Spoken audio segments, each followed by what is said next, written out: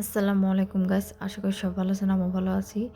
আজকে আমি শালগম দিয়ে নল্লা মাছ দিয়ে রান্না করব। তো কিভাবে রান্না করব এটা আপনাদের সাথে শেয়ার করব।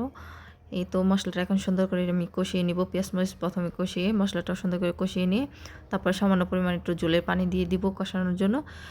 কষানোর পানিটা দিয়ে আমি সুন্দর করে কষিয়ে নিব একদম তেল ছেড়ে দেওয়া পর্যন্ত। তারপরে হয়ে গেলে আমি কেটে রাখা শালগম আর আলুটা দিয়ে এখন সুন্দর করে কষিয়ে নিব।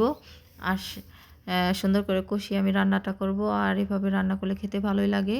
তারপরে এখন ঢাকনাটা ঢেকে দিব সিদ্ধ হওয়ার জন্য। ঢাকনা খুলে আবারও বেশ কিছুক্ষণ ধরে একটু নেড়ে চেড়ে নিব। তারপরে টমেটো কুচিটাও দিয়ে দিব। টমেটো কুচিটা দিয়ে একটু মিশিয়ে নিব। আর একদম সহজভাবে ঘরোয়াভাবে রান্নাটা করবো। আর আমার রান্নার ভিডিও যদি কারো দেখতে ভালো লাগে, লাইক কমেন্ট শেয়ার করে যাবেন। আর পেজটাকে ফলো দিতে ভুলবেন না।